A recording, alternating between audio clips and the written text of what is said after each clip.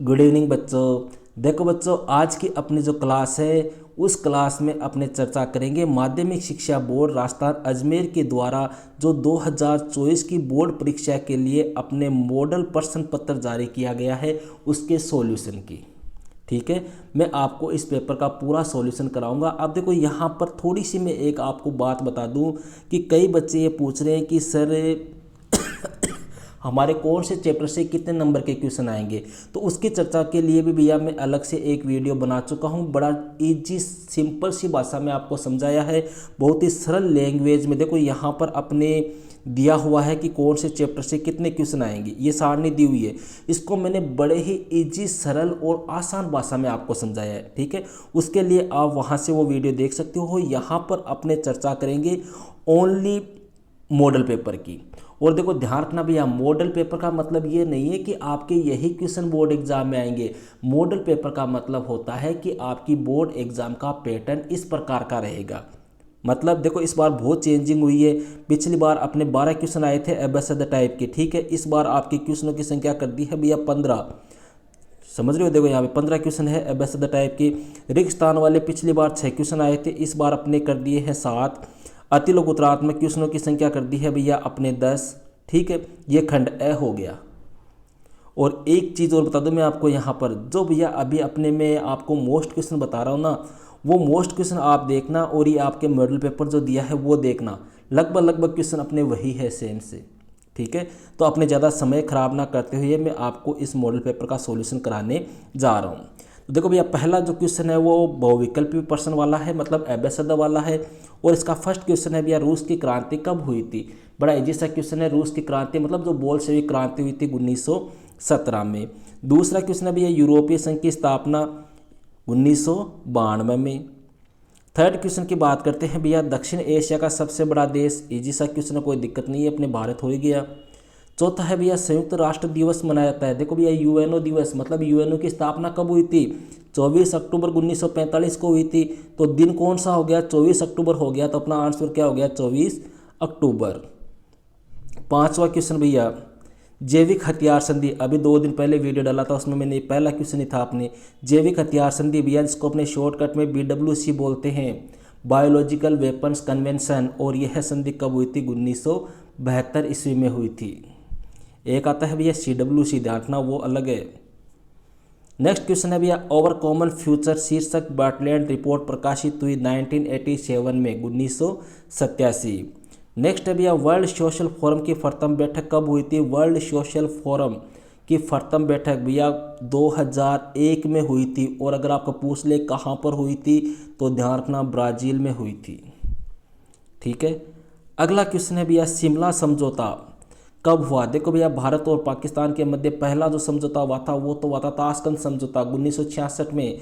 और दूसरी बार भारत और पाकिस्तान में युद्ध हुआ था 1971 में। और इसके बाद में जो समझौता हुआ था वो हुआ था शिमला समझौता 1972 में। तो अपना आंसर क्या हो गया, 1972। नेक्स्ट है भैया, भारत के किस राज्य में सर्वप्रथम गैर कांग्रेसी सरकार का गठन हुआ था। भैया केरल में हुआ था अपने। अगले क्वेश्चन की बात करते हैं, बड़ा इजी क्वेश्चन है, नीति आयोग की स्थापना कब हुई थी। 2015 में हुई थी भैया, जनवरी 2015 में। 11वां है भैया, भारत पाक के मध्य कारगिल का संघर्ष। इजी सा क्वेश्चन है, 1999 में अर्थात 1999। नेक्स्ट है भैया, गरीबी हटाओ का नारा किसने दिया था। भैया गरीबी हटाओ का नारा किसने दिया था, अपने भारत की प्रथम महिला प्रधानमंत्री ने। अब भारत की प्रथम महिला प्रधानमंत्री कौन थी, अपने इंदिरा गांधी, मतलब जवाहरलाल नेहरू की बेटी। अगले क्वेश्चन की बात करते हैं भैया, पेरियार के नाम से किनको जाना जाता है।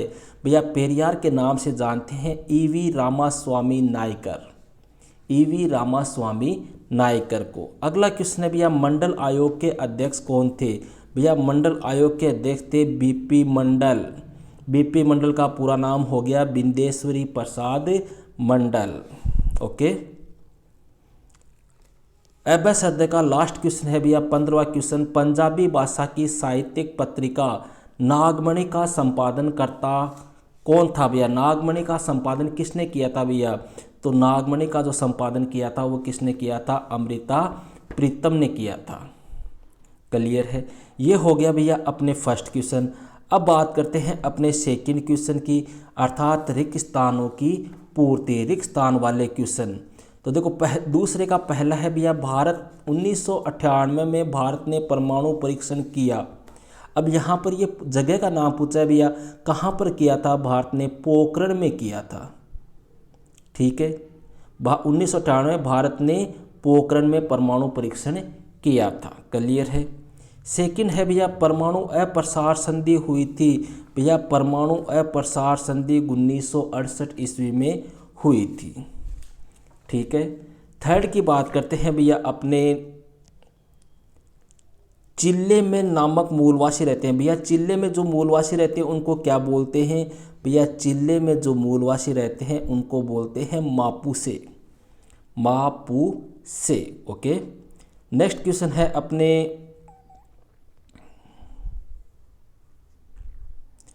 नेक्स्ट क्वेश्चन है भैया अपने, प्रथम पंचवर्षीय योजना चलाई गई। देखो थोड़ा सा इसको साइज बढ़ा लेते हैं। प्रथम पंचवर्षीय योजना चलाई गई थी। भैया पहली पंचवर्षीय योजना अपने भारत में कब चली थी? 1951 में चली थी। मतलब पंचवर्षीय का मतलब क्या हो गया? 5 साल के लिए। तो पहली पंचवर्षीय योजना कब चली थी? 1951 में। नेक्स्ट क्वेश्चन की बात करते हैं भैया। नेक्स्ट क्वेश्चन है, जवाहरलाल नेहरू के राजनीतिक उत्तराधिकारी थे। मतलब जवाहरलाल नेहरू के बाद में देखो राजनीतिक उत्तराधिकारी का मतलब ये पूछा है कि प्रधानमंत्री कौन बना था। ठीक है, तो जवाहरलाल नेहरू के बाद में कौन थे भैया? अपने गुदड़ी के लाल अर्थात लाल बहादुर शास्त्री, जिनको उनकी सादगी के लिए माना जाता है एक प्रकार से। ठीक है। नेक्स्ट है भैया, ऑपरेशन ब्लू स्टार का संबंध राज्य पूछा है भैया, कौन से राज्य से है? तो ऑपरेशन ब्लू स्टार कौन से राज्य में हुआ था भैया? पंजाब राज्य में हुआ था। पंजाब का जो अमृतसर नामक स्थान है भैया, वहाँ पर हुआ था operation blue star, Indira Gandhi के समय। ठीक है। नेक्स्ट क्वेश्चन की बात करते हैं भैया, सप्तदलीय गठबंधन मतलब 7 पार्टी अलायंस का संबंध कौन से देश से है? तो देश कौन सा था? अपने नेपाल था। ठीक है। नेक्स्ट क्वेश्चन है भैया अपने तीसरा क्वेश्चन। देखो ये है अति लघुतरात्मक, जिनके उत्तर आपको एक शब्द या एक पंक्ति में देने हैं। मतलब छोटे क्वेश्चन है भैया, समझ रहे हो? ये कैसे क्वेश्चन है? शॉर्ट क्वेश्चन है। तो पहला क्वेश्चन आता है भैया, बर्लिन की दीवार किसका प्रतीक थी? भैया बर्लिन की दीवार पूंजीवाद और साम्यवाद के बीच विभाजन का क्या थी? प्रतीक थी। क्लियर है। नेक्स्ट क्वेश्चन की बात करते हैं भैया अपने, लिट्टे का पूरा नाम लिखिए। भैया लिट्टे का पूरा नाम, लिट्टे का पूरा नाम है लिबरेशन। ये श्रीलंका में बना था। ठीक है, आपके ध्यान आपको बताया मेरा, Liberation Tigers of Tamil Eelam, Liberation Tigers of Tamil Eelam, ये था भैया अपने लिट्टे का पूरा नाम। तीसरा क्वेश्चन बड़ा इजी सा क्वेश्चन है, सुरक्षा का बुनियादी अर्थ क्या है? सुरक्षा का बुनियादी अर्थ है भैया खतरों से आज़ादी। ठीक है।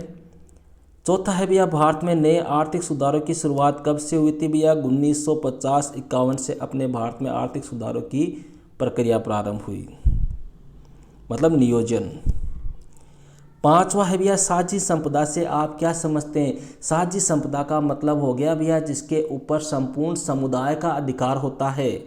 जैसे अपने संयुक्त परिवार का चूल्हा हो गया, अपने गांव में खेल का मैदान हो गया। ठीक है, संयुक्त परिवार का चूल्हा है, अपने गांव में खेल का मैदान है, कोई चारागाह है, कोई अपने गार्डन वगैरह है, वो सब क्या है? किस चीज़ के उदाहरण है? अपने साझी संपदा के उदाहरण है। क्लियर है। नेक्स्ट क्वेश्चन है भैया, भारत चीन युद्ध कब हुआ था? भारत और चीन के मध्य जो युद्ध हुआ था वो हुआ था 1962 में। नेक्स्ट है अपने नियोजन से आप क्या समझते हैं? भैया देखो सीधा सा अर्थ ध्यान रखो, नियोजन का सबसे बेस्ट परिभाषा पे अपने कह सकते हैं कि कम से कम खर्चे में, मतलब कम से कम खर्चे में या कम से कम व्यय द्वारा उपलब्ध साधनों का प्रयोग करते हुए पूर्व निर्धारित लक्ष्यों को प्राप्त करना। अब आपको देखो थोड़ा सा अपनी भाषा में समझाता हूँ। ये तो आपको कॉपी की परिभाषा बताइए कि कम से कम व्यय द्वारा उपलब्ध साधनों का प्रयोग करते हुए पूर्व निर्धारित लक्ष्यों को प्राप्त करना।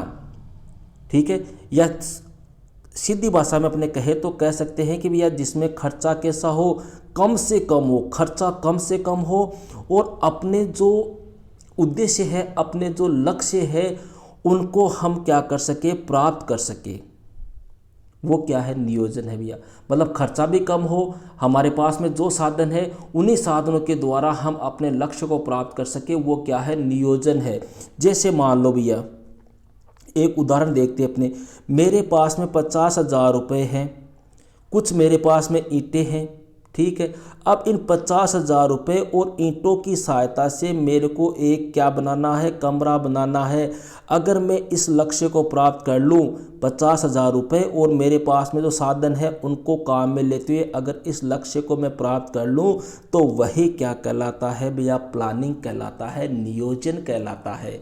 मतलब सोच समझ कर किया गया कार्य। क्लियर है? बड़ा अच्छा क्वेश्चन है भैया। 8वां, आया राम गया राम, पॉलिटिक्स से संबंधित आपको बताया हुआ है क्या है। इसका संबंध किससे है भैया, किससे का मतलब चुनाव से पूछा है भैया, तो इसका संबंध भारतीय राजनीति में हुए 1967 के आम चुनाव से है।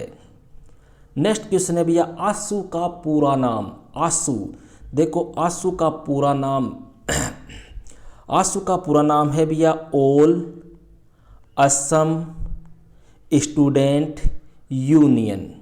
All Assam student union. Clear है?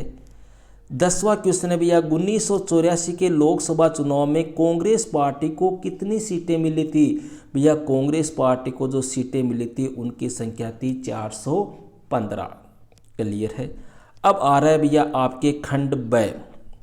खंड ब है भैया ऐसे क्वेश्चन है जिनके उत्तर आपको कितने शब्दों में देने हैं, कम से कम 50 शब्द। 50 शब्द का मतलब हो गया 7 से 8 लाइनों में आपको उत्तर देने हैं। और पहला क्वेश्चन है भैया, भारत और चीन सहयोग के कोई 2 बिंदु लिखिए। देखो भैया भारत और चीन के मध्य लड़ाई हो गई थी, आपको पता है, ठीक है। भारत और चीन में क्या हो गई थी, युद्ध हो गया था। युद्ध होने के बाद में भैया धीरे धीरे में इनमें सहयोग हुआ, दोनों देशों के मध्य एक प्रकार से वापस सहयोगात्मक संबंध कायम हुए। अब यहाँ पर ये पूछा है आप कोई 2 बिंदु बताओ जो सहयोगात्मक संबंध को दिखाते हैं। तो देखो अपने कह सकते हैं कि भारत और चीन के मध्य जो व्यापार है वो 30% वार्षिक दर से बढ़ रहा है, ठीक है। 1992 में 1992 में 33 करोड़ 80 लाख डॉलर का भारत और चीन के मध्य एक द्विपक्षीय व्यापार हुआ, ठीक है। 33 करोड़ 80 लाख डॉलर का, और वही 2017 में बढ़कर कितना हो गया, 84 अरब डॉलर का हो गया, ठीक है। इसके अलावा भारत एवं चीन ने विश्व व्यापार संगठन के संबंध में एक प्रकार से समान नीतियां अपनाई है। दोनों देशों के मध्य परस्पर बढ़ोतरी हो रही है, ठीक है। इसके अलावा दोनों देशों के नेता एक दूसरे इधर उधर आ रहे हैं, सांस्कृतिक आदान प्रदान बढ़ रहा है। कोई से भी आपको इच्छा के अकॉर्डिंग आपको 2 पॉइंट लिखने हैं। देखो ये सब कुछ मेरा आपको पढ़ाया हुआ है भैया, सारा आपको पढ़ाया हुआ है, सारे आपको नोट्स मैंने लिखाए हुए हैं। जो मैंने नोट्स लिखाए थे वहाँ पे आप देख लेना, आपको उनके सभी के आंसर अपने नोट्सों में मिल जाएंगे। 5वां क्वेश्चन है भैया, पाकिस्तान के लोकतंत्रीकरण में कौन कौन सी कठिनाइयाँ हैं। भैया पाकिस्तान है, पाकिस्तान में लोकतंत्र कायम नहीं हो रहा है, ठीक है। अब यहाँ पे बात ये आ रही है कि पाकिस्तान में लोकतंत्र कायम क्यों नहीं हो रहा है, वहाँ पर कठिनाइयाँ कौन कौन सी आ रही है। तो भैया देखो पाकिस्तान में अपने कह सकते हैं कठिनाइयों में अपने कहे कि देखो पाकिस्तान जो है उसमें एक प्रकार से अपने जो सेना है, जो धर्मगुरु है, जो भूस्वामी है, इनका क्या है, दबदबा है, पहली बात। दूसरी बात, भारत के साथ पाकिस्तान की क्या है, तनातनी है, मतलब टकराव है, ठीक है। तीसरी बात कह सकते हैं कि जो पश्चिम के देश है, मुख्य रूप से आपके जो अमेरिका है, वो पाकिस्तान के साथ में अपने हितों की पूर्ति कर रहा है, इस कारण वहाँ सैनिक शासन को वह क्या दे रहा है, बढ़ावा दे रहा है। इसके अलावा कह सकते हैं भैया पाकिस्तान जो है, इस पाकिस्तान में अपने एक प्रकार से आतंकवाद जो है, या कहे कि पाकिस्तान जो है वो आतंकवाद का क्या है, गढ़ है।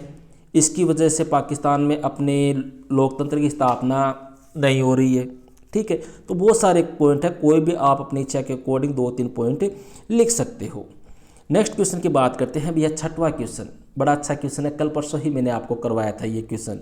देखो क्वेश्चन है भैया, विश्व व्यापार संगठन पर संक्षिप्त टिप्पणी लिखिए। मतलब WTO पूरा नाम हो गया विश्व व्यापार संगठन, अंग्रेजी में वर्ल्ड ट्रेड ऑर्गेनाइजेशन। ठीक है, अब इसमें आपको लिखना है, देखो पहले तो आप लिख दो कि इसकी स्थापना जो है वो 1 जनवरी 1995 को हुई थी। गेट नामक एक संगठन था, इसके स्थान पर इसकी स्थापना हुई थी। इसके अलावा आप लिख सकते हो कि इसके सदस्य देशों की संख्या जो है वो 164 है। 164 वर्तमान में नहीं है भैया, मैं आपको अपनी बुक के अकॉर्डिंग बता रहा हूँ। ठीक है, इसके अलावा अपने लिख सकते हैं कि विश्व व्यापार संगठन जो है वो वैश्विक व्यापार के नियमों का क्या करता है, निर्धारण करता है। ओके, नेक्स्ट क्वेश्चन है भैया, आंतरिक रूप से विस्थापित जन से क्या आशय। आंतरिक रूप से विस्थापित जन, देखो एक अपने उदाहरण से समझो, ये भारत है, मान लो सपोज कर लो, ठीक है, हम राजस्थान में यहाँ रह रहे हैं। अब यहाँ से हमने घर बार छोड़ दिया, कोई भी मान लो इच्छा से छोड़ दिया, मजबूरी में छोड़ दिया, कैसे मान लो XYZ, ठीक है, मजबूरी में यहाँ से अपने घर बार छोड़कर हम इधर आ गए।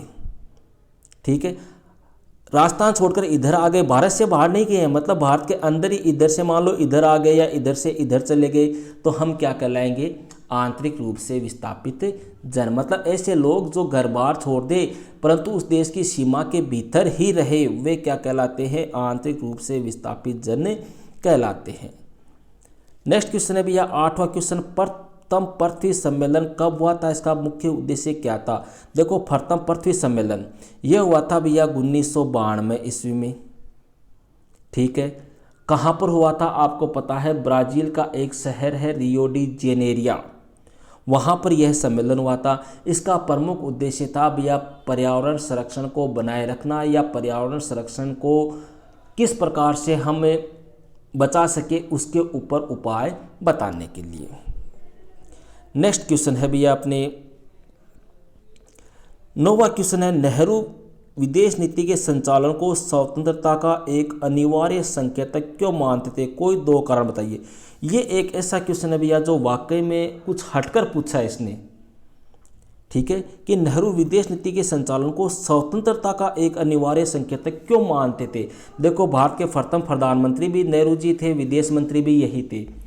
अब ये स्वतंत्रता का अनिवार्य संकेतक क्यों मानते थे, ये इसलिए मानते थे, देखो भैया नेहरू जी कहते थे कि जो देश किसी दूसरे देश के दबाव में आकर अपनी विदेश नीति का निर्धारण एवं संचालन करता है तो उसकी स्वतंत्रता जो होती है वो कैसी होती है, निरर्थक होती है, मतलब कोई काम की नहीं है, तथा वह एक प्रकार से उस दूसरे देश के अधीन हो जाता है। पहली बात तो ये एक कारण हो गया।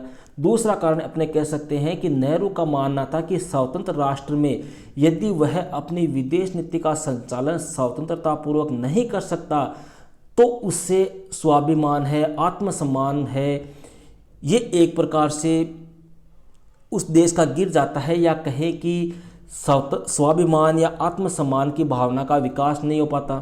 ठीक है, वह राष्ट्र जो है वो विश्व समुदाय में सिर ऊंचा करके नहीं चल सकता, तथा राष्ट्र का भी एक प्रकार से नैतिक और आर्थिक विकास नहीं हो पाता। तो ऐसे कई कारण है भैया, 5-7 पॉइंट है, अपने कोई भी आप अपनी इच्छा के अकॉर्डिंग जो आपको बेस्ट लगे वो कर सकते हो। 10वां क्वेश्चन भैया अच्छा क्वेश्चन है, मिलाने वाला क्वेश्चन है, सुमेलित कीजिए, ये क्वेश्चन है। ठीक है ना, देखो है क्या, चरण सिंह भैया, अब आप यहाँ पर कोशिश करो कि चरण सिंह कौन थे। देखो चौधरी चरण सिंह पता है अपने कौन थे, एक किसान थे, तो इसमें कोई दिक्कत नहीं आई अपने। अब बात करते हैं वर्गीज कुरियन। वर्गीज कुरियन का संबंध था भैया अपने डेयरी से, किससे, सहकारी डेयरी से, यहाँ पे भी कोई दिक्कत नहीं है। तीसरा है भैया अपने PC महालनोबिस, और चौथा है जवाहरलाल नेहरू। PC महालनोबिस का संबंध था भैया औद्योगिकरण से, और योजना आयोग के प्रथम अध्यक्ष, योजना आयोग का अध्यक्ष कौन होता है भैया, भारत का प्रधानमंत्री होता है। तो भारत के प्रथम प्रधानमंत्री कौन थे, जवाहरलाल नेहरू थे।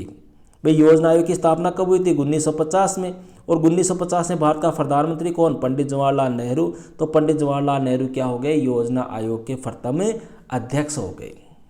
ठीक है, नेक्स्ट क्वेश्चन की बात करते हैं भैया, क्वेश्चन नंबर 11।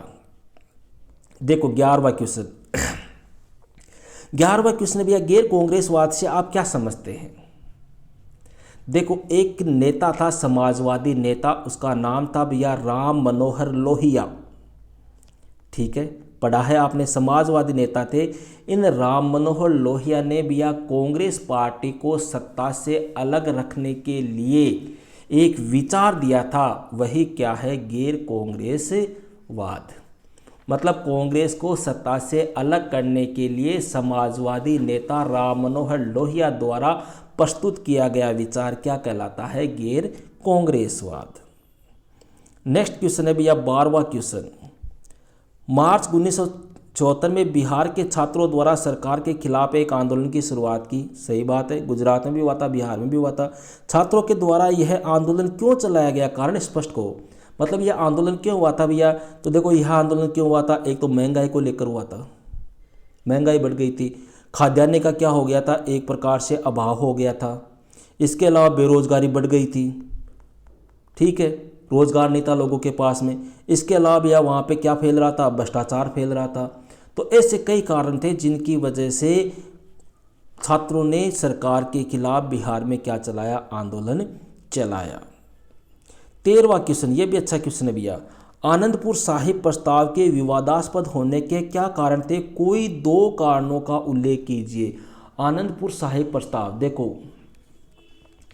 देखो भैया अपने जो पंजाब था, उस पंजाब में भैया सिख समुदाय दूसरे धार्मिक समुदायों की तरह जातियों और वर्गों में बटे हुए थे, ये आपको मैंने बताया था। ठीक है, इसके अलावा भैया वहाँ पर देखो हुआ क्या था, 1970 के दशक में अकाली जो थे, उन अकालियों ने अकालियों का जो एक वर्ग था उसने क्या किया, पंजाब के लिए स्वायत्ता की मांग की, और इसके लिए 1973 ईस्वी में भैया आनंदपुर साहिब प्रस्ताव हुआ।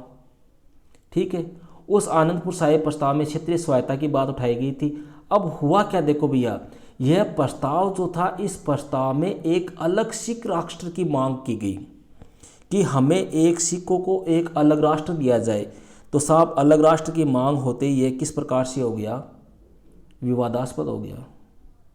ठीक है, इसके अलावा कांग्रेस को दलितों के बीच, चाहे वे सिख हो या हिंदू हो, अकालियों से कहीं अधिक समर्थन प्रदान किया जाए, इस प्रकार की बात उठी। ठीक है, तो इस वजह से यह प्रस्ताव जो है वो क्या हो गया, विवादास्पद हो गया। नेक्स्ट क्वेश्चन की बात करते हैं भैया, क्वेश्चन नंबर 14वां क्वेश्चन है भैया अपने 1980 के दशक के आखिरी सालों में भारतीय राजनीति में 5 बड़े बदलाव आए। भैया अपने बुक का सेकंड बुक का जो अंतिम चैप्टर है उसका पहला पेज। ठीक है, इनमें से किन्हीं 2 बदलावों के बारे में लिखिए, कोई से भी 2 बदलाव लिख सकते हो भैया। 1984 में इंदिरा गांधी की हार हो गई, 1989 में कांग्रेस की 1984 में इंदिरा गांधी की हत्या हो गई, 1989 में कांग्रेस की हार हो गई, 1990 में मंडल मुद्दे का उदय हुआ, इसके अलावा बाबरी मस्जिद वाला विवाद है। ठीक है, आर्थिक सुधारों का दौर है, कई बदलाव आए थे, कोई भी आप अपनी इच्छा के अकॉर्डिंग 2 बदलाव लिख सकते हो। नेक्स्ट क्वेश्चन की बात करते हैं भैया 15वां क्वेश्चन। क्या सांप्रदायिकता व जातिगत राजनीति से देश की जड़ें खोखली हुई है, यदि हाँ तो कोई 2 तर्क दीजिए। भैया सांप्रदायिकता मतलब संप्रदाय के आधार पर झगड़ना, जातिगत राजनीति मतलब अपनी जाति को वोट देना, जाति को सपोर्ट करना। ठीक है, इनकी वजह से देश की जड़ें खोखली हुई है। भैया खोखली हुई है, सीधी सी बात है। भारत का विभाजन हुआ था सांप्रदायिकता के आधार पे हुआ था। ठीक है, इस सांप्रदायिकता और जातिवाद से क्या होता है, अलगाववाद की भावना फैलती है, क्षेत्रवाद की भावना फैलती है, देश का आर्थिक विकास नहीं होता, आर्थिक विकास में कमी आती है, देश का संतुलित विकास नहीं हो पाता, संपत्ति को नुकसान पहुंचता है। ठीक है, ऐसे कई तर्क है भैया, कोई से भी 2-4 तर्क आप दे सकते हो। ठीक है, अब आगे है भैया आपका सेक्शन सी। यहाँ पर देखो क्वेश्चन जो है उनकी शब्द सीमा है 100 शब्द, मतलब ये लॉन्ग क्वेश्चन है भैया। ठीक है, विश्व राजनीति में यूरोपीय संघ की भूमिका क्या रही है। यहाँ पर देखो ये थोड़े बड़े क्वेश्चन है, इनको मैं सॉल्यूशन आपको एक अलग वीडियो के माध्यम से करा दूंगा, या अपने जो नोट्स है उन नोट्स में आपको इन सभी क्वेश्चनों के आंसर मिल जाएंगे। देखो सोवियत संघ के विघटन के प्रमुख कारण, इजी से क्वेश्चन है, कोई दिक्कत नहीं है। वैश्वीकरण के प्रमुख कारण, कल परसों मैंने आपको करवाया था ये क्वेश्चन, ये मानचित्र में आपको दिखाना ही है। ठीक है, तो ये था भैया अपने कक्षा 12 राजनीति विज्ञान का 2024 का मॉडल पेपर। ओके, फिर भी भैया अगर आपके किसी क्वेश्चन में इस कोई समस्या हो, किसी प्रकार की कोई प्रॉब्लम हो तो आप कमेंट के माध्यम से मुझसे पूछ सकते हो। ओके भैया, तो मिलते हैं नेक्स्ट वीडियो में एक नेक्स्ट टॉपिक के साथ। That's all.